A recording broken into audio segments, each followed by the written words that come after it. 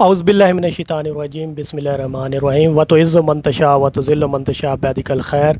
जी अस्सलाम वालेकुम, मेरा नाम है डॉक्टर मोहम्मद ताहिर इकबाल और आज हम एक नए सेशन के साथ आपकी खिदमत में हाज़िर हुए हैं। आज हम बात करेंगे काफ स्टार्टर के बारे में कि काफ स्टार्टर होता क्या है, इसके फ़वाइद क्या हैं, ये कितना देना चाहिए, कब तक देना चाहिए, कैसे देना चाहिए और इसकी सीपी क्या होनी चाहिए, इसकी डाइजेस्टिबल प्रोटीन क्या होनी चाहिए। तो आज हम काफ स्टार्टर की अफादियत पे बात करेंगे।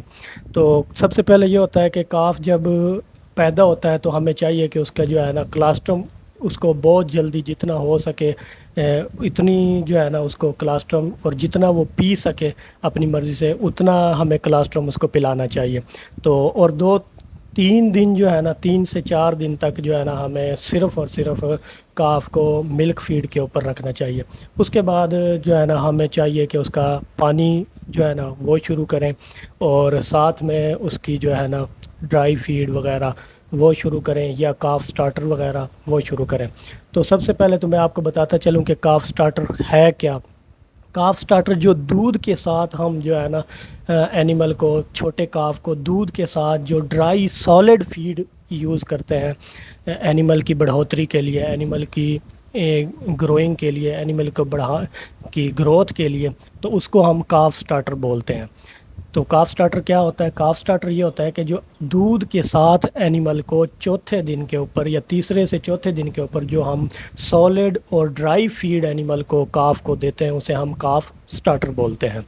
तो काफ स्टार्टर की अफादियत क्या है कि काफ स्टार्टर जो है ना काफ के अंदर क्या क्या चीज़ें जो है ना इम्प्रूवमेंट्स लेके आएगा, क्या फ़ायदे होंगे, हमें काफ स्टार्टर क्यों यूज़ करना चाहिए, तो इससे क्या फ़ायदे हासिल होंगे।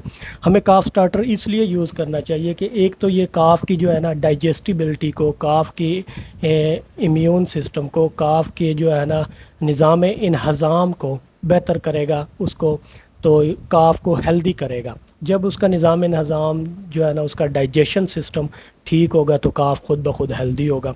दूसरा, ये काफ के अंदर जो है ना र्यूमन की डेवलपमेंट को, क्योंकि आपको पता है कि र्यूमन जो है ना काफ्स के अंदर वो फुली डेवलप्ड नहीं होता, तो उसको डेवलपमेंट के लिए, र्यूमन को डेवलपमेंट के लिए ड्राई फीड की ज़रूरत होती है। इस र्यूमन की डेवलपमेंट के ऊपर भी हमने एक पूरा सेशन किया हुआ है, आप वो भी देख लीजिएगा।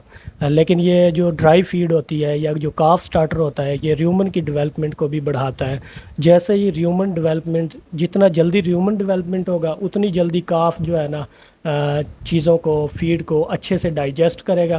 काफ चीज़ों को, फीड को अच्छे से डाइजेस्ट करेगा तो उतना ज़्यादा हेल्दी होगा, उतना जो है ना डायरिया वगैरह और दूसरी बीमारियों से बचेगा। जब इन चीज़ों से काफ बचेगा तो काफ की बॉडी ग्रोथ जो है ना वो भी बेहतर होगी, और काफ की जो है ना बॉडी ग्रोथ बेहतर होगी तो काफ हेल्दी होगा। कोशिश ये करनी है हमने सिर्फ कि काफ स्टार्टर जो है ना वो हमारा पैलेटेबल हो और डाइजेस्टेबल हो, इजीली डाइजेस्टेबल हो और पैलेटेबल हो के जानवर को जो है ना काफ का दिल करे उसको खाने को। उसके बाद सबसे बेहतर काफ स्टार्टर जो है ना वो हम किस चीज़ से बना सकते हैं।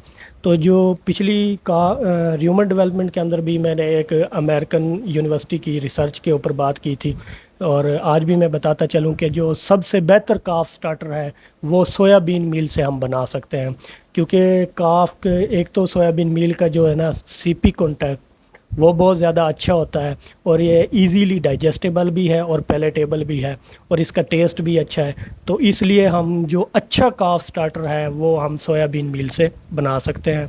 और सोयाबीन मील या हमने, क्योंकि जब काफ स्टार्टर ख़ुद से बनाना है तो काफ़ी इंग्रेडिएंट्स हम यूज़ करते हैं, तो उनमें कोशिश करें कि सोयाबीन का पोर्शन थोड़ा ज़्यादा हो ताकि अच्छा जो है ना हमारा काफ स्टार्टर बन सके और काफ जो है ना उसको अच्छे से फीड करे और ज़्यादा फीड करे।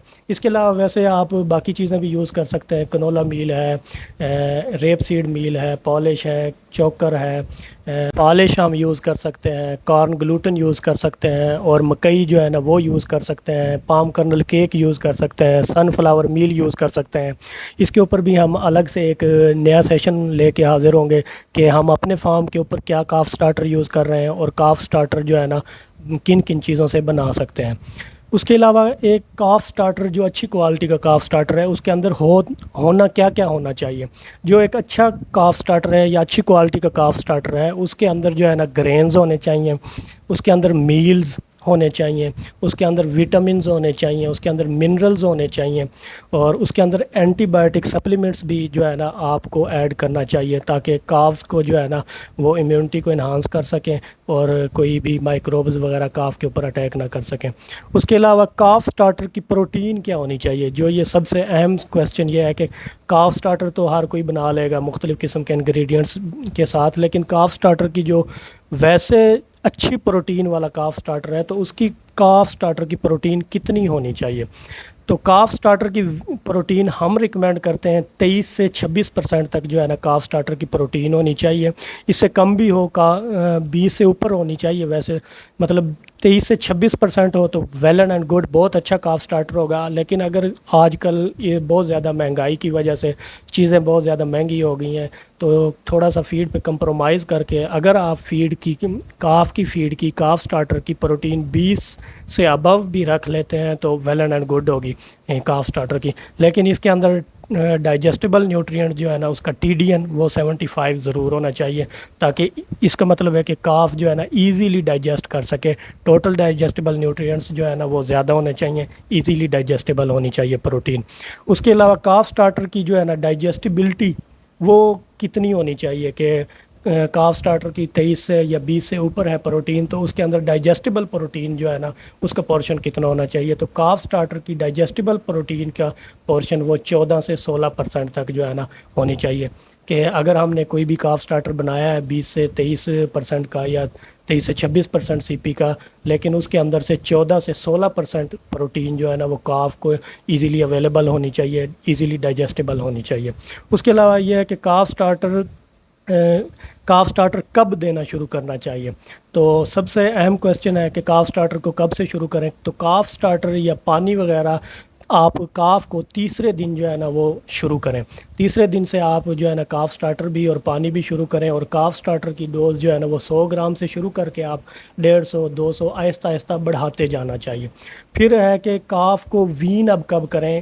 کاف سٹارٹر کے حساب سے کہ کب ہم کاف کو وین کریں، یا کاف سٹارٹر کب دینا جو ہے نا ہمیں بند کرنا ہے، اور کاف گروور فیڈ جو ہے نا وہ کب شروع کریں؟